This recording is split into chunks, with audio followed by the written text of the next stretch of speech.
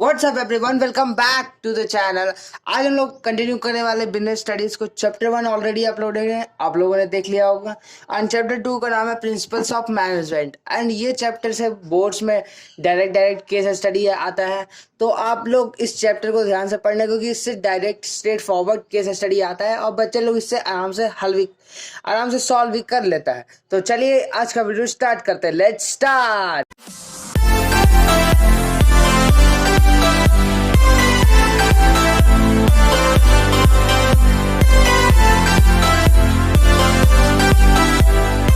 As always हम लोग को पढ़ना है कि सबसे पहले तो चैप्टर को स्टार्ट करने से पहले मैं बताता हूँ कि क्या क्या पढ़ना है। तो सबसे पहले चैप्टर में हम लोग को पढ़ना है concept, what is principles of management. उसके कुछ डेफिनेशंस वगैरह को पढ़ना है कॉन्सेप्ट में। उसके बाद मैं पढ़ाने वाला हूँ हेनरी फ्यूअल्स के प्रिंसिपल, जो कि 14 प्रिंसिपल थे। आपको पता होगा Henry fuel father of management studies है, हेनरी फ्यूअल को कहा जाता है। उसके बाद हम लोग को पढ़ना है साइंटिफिक मैनेजमेंट क्या होता है, उसके प्रिंसिपल्स, टेलर्स के प्रिंसिपल्स और उसके कुछ टेक्निक्स टेलर्स के। उसके बाद हम लोग को पढ़ना है फीचर्स एंड इम्पोर्टेंस। ये दोनों तो छोटे छोटे टॉपिक्स है, फीचर्स एंड इम्पोर्टेंस। मेनली आपको प्रिंसिपल समझने, फ्यूल्स के प्रिंसिपल और साइंटिफिक मैनेजमेंट और साइंटिफिक प्रिंसिपल्स और टेक्निक्स। अब एज ऑलवेज हम लोग प्रिंसिपल्स ऑफ मैनेजमेंट को होता क्या है, मतलब क्या है प्रिंसिपल ऑफ मैनेजमेंट का। तो सबसे पहले देखो, management principles are broad and general guidelines.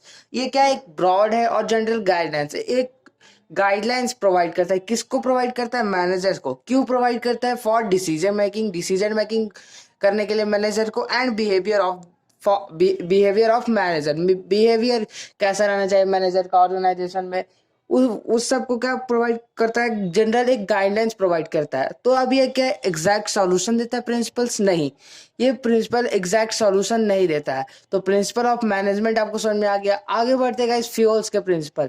Fuels के प्रिंसिपल से जानने से पहले फ्यूल के बारे में जानते हैं। फ्यूल का पूरा नाम क्या था, हेनरी फ्यूल, मैंने अभी आपको बताया। इन्हें आप father of management studies and thoughts भी कहते हैं। इनका जन्म कब हुआ था, 1941 में फ्रांस में हुआ था इनका जन्म। 1988 में जब इन्होंने कोल माइनिंग कंपनी में काम करते थे, तो 1988 में वो कंपनी डूबने, इंसॉल्वेंसी के कगार पे आ गई थी।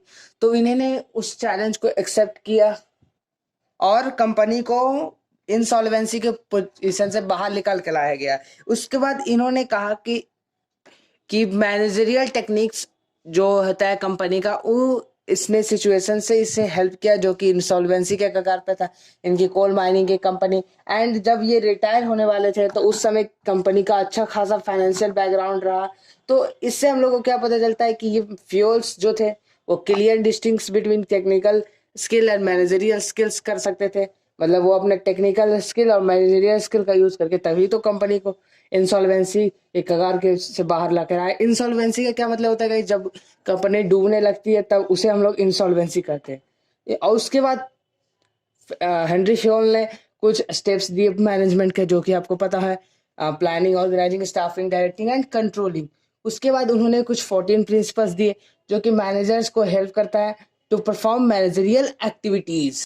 अब चलिए एक एक करके प्रिंसिपल्स को देखते हैं। हेनरी फ्यूल के बारे में आपको समझ में आ गया होगा। इनका पहला प्रिंसिपल है डिवीजन ऑफ वर्क, काम को बांट देना। अब काम, आप ही सोचिए कि एक आपके स्कूल में कोई एक पर्सन काम कर सकता है, नहीं कर सकता। एक ही पर्सन सारा काम कर सकता है, नहीं कर सकता।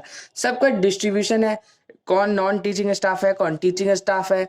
उसके बाद कौन अकाउंट डिपार्टमेंट संभालेगा, कौन बस एंड ट्रांसपोर्ट डिपार्टमेंट संभालेगा। तो सबका एक कैटेगरी, सबका एक स्मॉल टास्क बना हुआ, तभी तो काम पूरा होता है।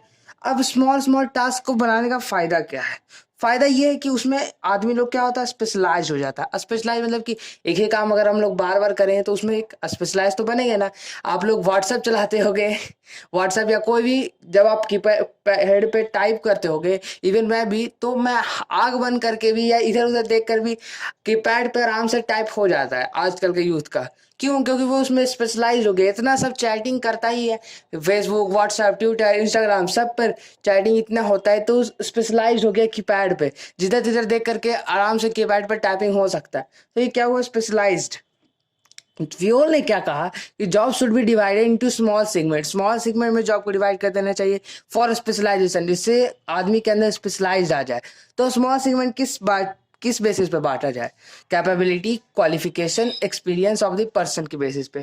कैपेबिलिटी हो कितने काम कर सकता है पर्सन, क्वालिफिकेशन उसका कहाँ तक पढ़ा लिखा है, उसके बाद एक्सपीरियंस उसका कैसा है, उसी के अनुसार से जॉब को बांटा जाए। यानी कि बकलोलवा को कोई काम दे दिया बढ़िया वाला, टॉप लेवल वाला काम वो कर ही नहीं पा रहा है, तो उसका क्वालिफिकेशन उतना बढ़िया नहीं है, वो कैपेबिलिटी काम नहीं कर सकता। कोई एक्सपीरियंस आदमी को वो काम देंगे तब वो ज्यादा अच्छे से करेगा as compare to an experience person. Moving forward to next principle guys, authority and responsibility. Authority का मतलब क्या होता है? देखिए, ऑथोरिटी का मतलब होता है power to take decision. Power to take decision, आपको पता है कि काम को करने के लिए कुछ डिसीजन लेना पड़ता है, उसे ऑथोरिटी कहते हैं। रिस्पॉन्सिबिलिटी क्या होता है? रिस्पॉन्सिबिलिटी मतलब कि आपको कोई काम दिया गया है, उसे आपको उस टाइम तक पूरा कर देना है। तो फ्योल ने क्या कहा? There must be balance, balance होना चाहिए किसके किस बीच में? ऑथोरिटी एंड रिस्पॉन्सिबिलिटी के बीच में। अब ऐसा फ्योल ने क्यों कहा? देखिए, अगर ज्यादा पहले हम लोग रिस्पॉन्सिबिलिटी का एग्जांपल देखते हैं। जैसे आपको कोई काम करने के लिए दिया गया, आप उस काम को कर लिए, तो आप क्या हो गए? रिस्पॉन्सिबिलिटी हो गई। लेकिन जैसे अभी मान लीजिए आप लोग सब 12th में हो, तो 12th की लड़की लोग को कहा गया कि आप लोग आज एक दिन, उसके पेरेंट्स ने कहा कि आप आज घर का खाना बनाइए, आज सबको खाना आप ही बनाइएगा, उसकी मम्मी काम नहीं करेंगी। तो उन्हें उसे क्या दिया गया? रिस्पॉन्सिबिलिटी दिया गया सबका काम खाना बनाने के लिए। उसके साथ साथ उसे अथॉरिटी भी देना चाहिए, क्यों? ताकि वो डिसीजन कर सके कि सवेरे क्या खाना बनाएंगे, दोपहर में क्या बनाएंगे, डिनर में क्या बनाएंगे। तो उसे दोनों चीज मिली, अथॉरिटी एंड रिस्पॉन्सिबिलिटी। इससे आप, इस एग्जांपल से आप समझ सकते हैं कि authority and responsibility, there must be balance between authority and responsibility. तो फ्योल ने ये ऐसा इसीलिए कहा ताकि कोई भी ऑर्गेनाइजेशन में अगर जिसके पास रिस्पॉन्सिबिलिटी ज्यादा हो और अथॉरिटी नहीं है, पावर टू टेक डिसीजन है ही नहीं, पावर टू टेक डिसीजन है ही नहीं, तो वो काम कैसे कर पाएगा? अगर आपको रिस्पॉन्सिबिलिटी दे दिया गया कि 100 यूनिट्स का प्रोडक्शन करने के लिए, लेकिन आपके पास रॉ मटेरियल खरीदने का पावर ही नहीं है, आपको फाइनेंस डिपार्टमेंट आपको फंड प्रोवाइड कर ही नहीं कि आप रॉ मटेरियल खरीदो, तो एक मिसमैच हो सकता है गोल्स ऑफ ऑर्गेनाइजेशन में। एक्सेस ऑफ अथॉरिटी भी मिसयूज कर सकता है ऑर्गेनाइजेशन का। एक्सेस ऑफ अथॉरिटी कैसे है? जैसे आपके पास बहुत सारी अथॉरिटी है, तो आप मिसयूज उसका करोगे, आप उसको as a negative thing use करोगे अथॉरिटी को। तो there should be balance between authority and responsibility. Moving forward to next principle guys, discipline. अब डिसिप्लिन की यार तो हर जगह जरूरत है, आपको पता है, it is a bridge between you and your success. Discipline जो है वो हर जगह रिक्वायरमेंट है, इवन आपके स्कूल, हाउस, कॉलेजेस, जहाँ पर भी आप डिसिप्लिन नहीं होगा वहाँ पे अच्छा सा इन्वायरमेंट नहीं बना जाता है।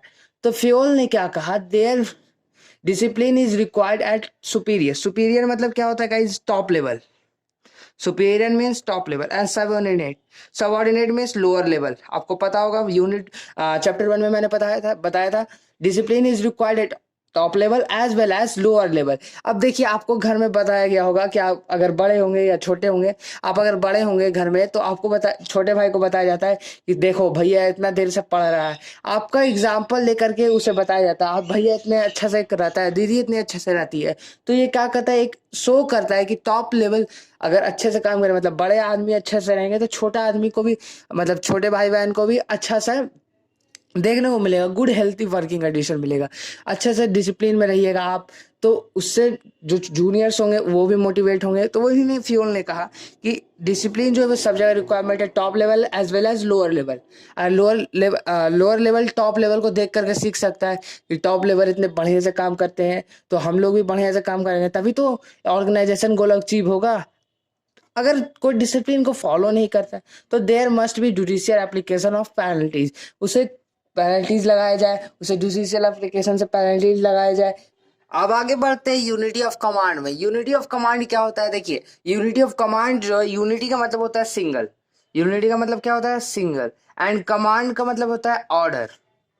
अब आपको अजीब लग रहा हो, सिंगल ऑफ ऑर्डर ये क्या है? देखिए, employees should be received order from one boss according to, कैसे पढ़ रहे हैं हम लोग guys? Henry Fayol principle. Henry Fayol principle के अकॉर्डिंग एम्प्लॉय जो है वो एक ही बॉस से ऑर्डर को रिसीव होना चाहिए। इसका मतलब क्या है समझ में अभी तक नहीं आया होगा। देखिए, आपके घर में अगर आपको कोई मम्मी एक ही टाइम पे, और मम्मी भी एक ही काम बोल दी, पापा भी दूसरा काम बोल दिए, दादाजी भी तीसरा काम, दादाजी भी होंगे तो दादी, सब सब लोग एक समय पर आपको काम बोल दिए तो आप कंफ्यूज नहीं हुए किसका काम साला पहले करें। तो इसी प्रिंसिपल ने कहा, फ्योल ने कहा कि एम्प्लॉय को एक बॉस से ऑर्डर को रिसीव होना चाहिए। अगर वो बहुत सारे बॉस से अगर ऑर्डर को रिसीव होगा तो वो कंफ्यूज हो जाएगा कि किसका काम साला पहले करे, क्योंकि सब उसके बॉस है, सबका काम करना जरूरी है। अगर काम नहीं करेंगे तो फिर दिक्कत है, नौकरी से निकाल देगा। तो इसका पॉजिटिव क्या आएगा इफेक्ट कि नो ईगो क्लैश। अगर एक बॉस से अगर ऑर्डर रिसीव होगा तो उसमें बॉस का कोई ईगो क्लैश नहीं होगा। अगर ईगो क्लैश क्या होता है गाइस, देखिए अगर मल्टीपल बॉसेस से अगर ऑर्डर रिसीव होंगे तो उसके बाद मल्टीपल बॉसेस से रिसीव होंगे तो अगर आप एक बॉस का काम कीजिएगा तो दूसरा भड़क जाएगा, मेरा काम नहीं करता है, उसका काम करता है, लाओ रुको तुमको बताते हैं। तो इससे ईगो क्लैश होने का डर है। इसीलिए हेनरी फ्योल ने कहा employee should be receive order from one boss. आपको समझ में आ गया होगा। आगे बढ़ते यूनिटी ऑफ डायरेक्शन में। यूनिटी ऑफ डायरेक्शन में क्या कहा गया, one unit means one plan. अब देखिए ये प्रिंसिपल जो है यूनिटी ऑफ डायरेक्शन, ये बड़े बड़े ऑर्गेनाइजेशन में लागू होता है। जब जहाँ पे एक ही कंपनी कॉस्मेटिक्स बनाती है, मेडिकल बनाती है, जैसे आप टाटा कंपनी देख लीजिए, टाटा स्टील है, टाटा मोटर्स, फिर टाटा ज्वेलरी में भी है। तो ये बड़ी बड़ी कंपनी पर लागू होती है। क्या कहा हेनरी फ्योल ने, one unit means one plan. One unit means one plan क्या होता है गाइज, जैसे बहुत सारी यूनिट्स का अलग अलग डिपार्टमेंट्स होता है।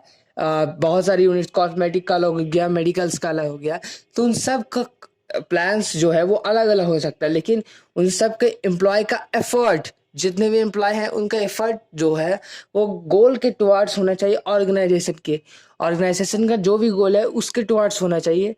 उन सब का गोल, कौन किसका गोल, जो भी अलग अलग सेक्टर्स में काम करते हैं, जो भी अलग अलग कॉस्मेटिक्स, मेडिकल्स, स्टेशनरी वगैरह, इन सब में काम करते हैं एम्प्लॉय ऑफ द ऑर्गेनाइज, उनका एक कॉमन गोल होना चाहिए ऑर्गेनाइजेशन में।